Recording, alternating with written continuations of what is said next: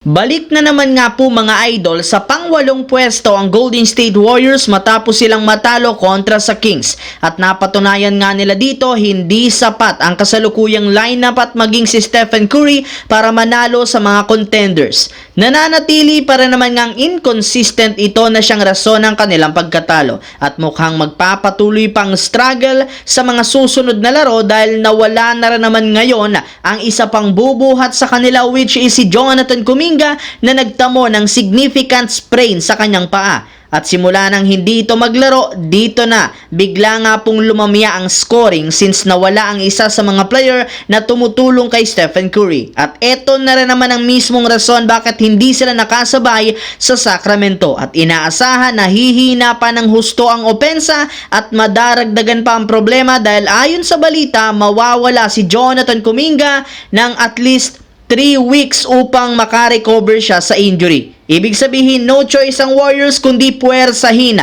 na mag-step up ang mga players kung ayaw nilang muling mag-lose streak. Samantala, inamin nga po ni LeBron James at si Coach JJ Redick na hindi ang mga referee ang nagpatalo sa kanila bagkus ito ang pagbibigay nila sa Rockets ng napakaraming offensive rebounds at second chance point. Sa katunayan, out-rebounded sila ng Rockets 49-39 at napabayaan nila ito na makapagtala sa ilalim ng 52 points. At ito ang nangyari dahil sa kakulangan ng big man. Maliban kay Anthony Davis, wala nang iba pang tumutulong sa kanya sa rebounding. Kaya request ng mga fans na kumuha ng bagong sentro sa pagbibigay ng 10-day contract o di kaya naman kumuha na ng bagong sentro sa trade. At ayon sa isang insider, hinihintay na lamang nga pong mag-agree sa trade offer ang Utah Jazz para makuha si Walker Kessler.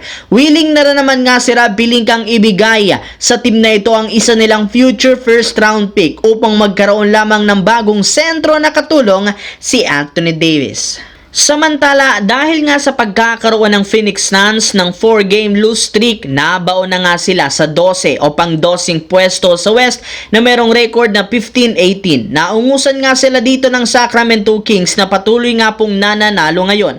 Kaya delikado ang team na ito dahil kung hindi pa nila mahihinto ang pagkatalo, posible nga silang mabaon sa ibaba. Ayon nga po sa pinakahuling nilabas na balita, nagkaroon nga po ng tensyon sa locker room kasabay ng sunod-sunod na talo. Dahil sa pangyayaring ito, nakapagdesisyon ng coaching staff na gumawa ng adjustment sa inaasahang paglagay kina Bradley Beal at Jusuf Nurkic sa bench. Ibabangko nila ang dalawang ito simula sa kanilang next game sa Philadelphia bukas. Kahit man malaki ang iniaambag nila sa opensa, pareho rin naman silang liability sa depensa na siyang rason bakit tinanggal sila sa starting lineup ng Phoenix Suns ngayong season. At yan ang ating aabangan dahil kundi panigurado gagawa ng trade ang team na ito.